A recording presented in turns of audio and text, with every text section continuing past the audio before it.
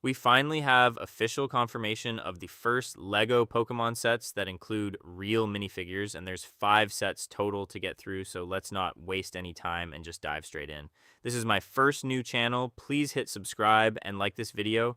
I'm just starting out and trying to reach my first 1,000 subscribers, and and subscribe genuinely motivates me to keep making more LEGO videos for you guys. Let's start with the smaller display sets before we get to the big minifigure reveal, because I think it helps set the stage for just how big a deal this wave actually is. First up is 72150 Munchlax, coming in at 757 pieces and priced at $69.99 USD or $99.99 Canadian, launching August 1st. This is a sitting Munchlax build, parked on top of a tree stump surrounded by half-eaten fruit and snack pieces, which honestly fits the character perfectly since Munchlax is famous for eating literally everything in its path. The teal and cream color blocking looks really clean here, and the little details like the exposed cores on the eaten fruit pieces show that the designers are still putting thought into these smaller sets, even though they're clearly the budget option in this wave. Next is 72160 Arcanine, and this one's a bit bigger. 1,190 pieces for $99.99 USD or $139.99 Canadian, also releasing August 1st. Now, full disclosure, I am not the most well-versed Pokemon historian, so if Arcanine is a fan favorite or a bit of a deep cut, let me know down in the comments because I genuinely want to know how the community feels about the Pokemon selection here. What I can say is the fur texture on this build is impressive. LEGO's clearly leaning on a mix of teeth pieces and printed elements to fake that shaggy coat look. And from the renders, it looks like most of the surface detail is printed rather than stickered, which is always the right call on a set at this price point. Then we've got 72168 Rayquaza, and this is where things start getting really exciting because 1,083 pieces for $129.99 USD or $179.99 Canadian gets you not just an enormous legendary Pokemon build, but also the very first LEGO Pokemon minifigure ever produced.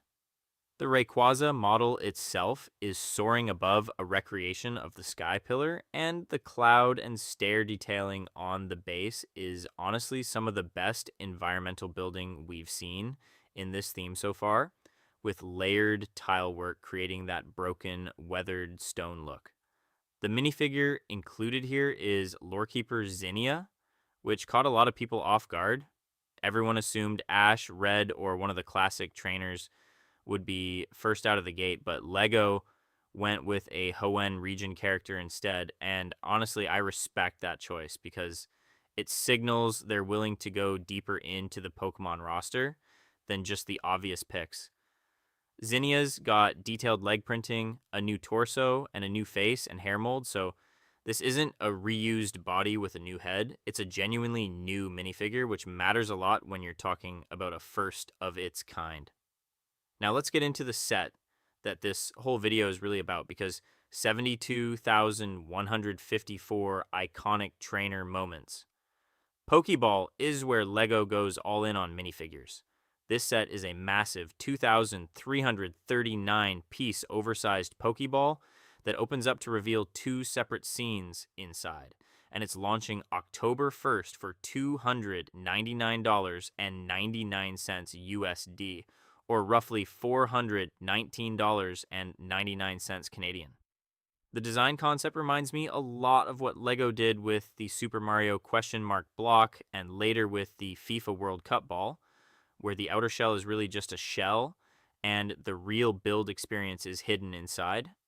Crack this Pokeball open, and on one side, you get a battle scene, a grassy little arena built specifically at minifigure scale for a trainer battle. And on the other side, you get a recreation of Professor Oak's laboratory, complete with shelving, Pokeballs on a table, printed Pokedex tiles, and lab equipment scattered around a research desk.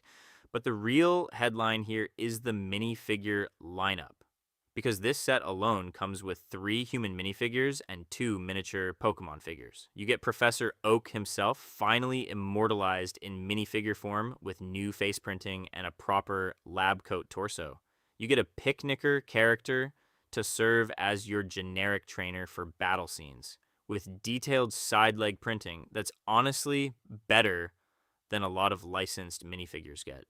And you get Red, the original protagonist from Pokemon Red and Blue, complete with a brand new hair and cat mold and full torso and leg printing. Alongside the 3 minifigures, you also get miniature molded versions of Pikachu and Eevee, scaled specifically to sit next to the minifigures rather than being brick built like every other Pokemon in this theme so far.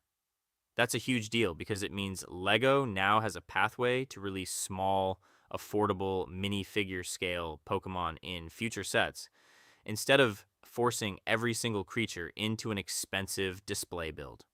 And finally, rounding out this wave is 40868 upscaled red minifigure, a 930 piece oversized version of Red priced at $79.99 USD.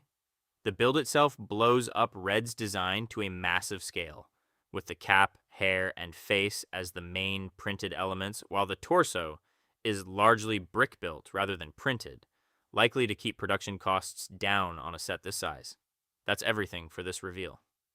Let me know in the comments which of these 5 sets you're most excited about, whether Zinnia was the right pick for the first ever Pokemon minifigure, and if you'll be picking up the Poké Ball set in October.